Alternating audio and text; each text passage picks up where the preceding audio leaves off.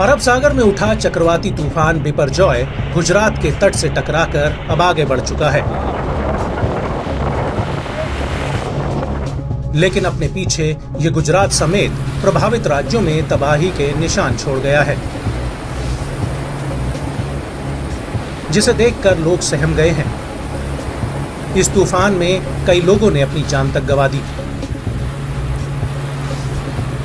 यहां तक कि पशु पक्षी, पेड़ पौधे तक को बड़े पैमाने पर नुकसान हुआ। लेकिन इस तूफान से जुड़ी कई ऐसी बातें हैं जो आपको पता नहीं होंगी। सबसे पहली बात, मौसम विभाग ने बिपरजॉय को बेहद ही गंभीर चक्रवाती तूफान बताया है।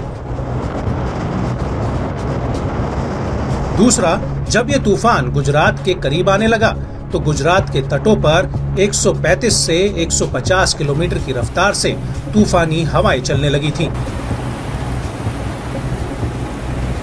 तीसरी बात, इस तूफान से न सिर्फ गुजरात में त्राही त्राही मची, बल्कि देश के अन्य 7 से 8 राज्य भी प्रभावित हुए।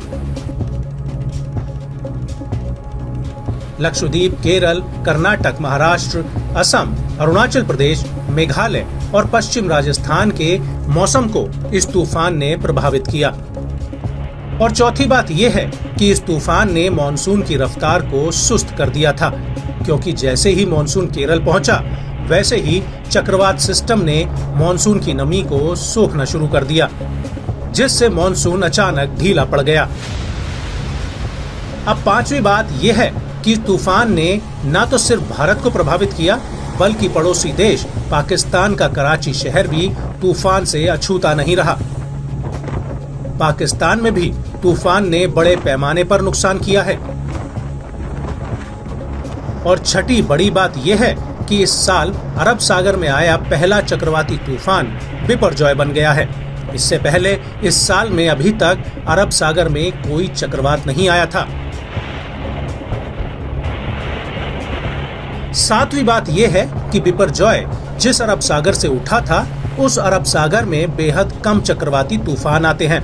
अरब सागर के मुकाबले बंगाल की खाड़ी में ज्यादा चक्रवाती तूफान आते हैं।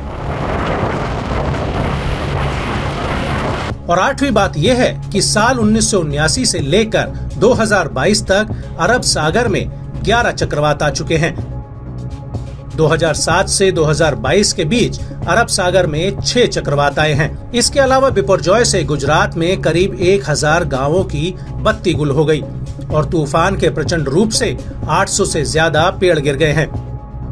लेकिन चक्रवात में किसी भी प्रकार की जानहानि न हो, इसके लिए एनडीआरएफ और एसडीआरएफ की टीमों ने मिलकर 1 लाख से ज्यादा लोगों को शेल्टर होम में भेज दिया है।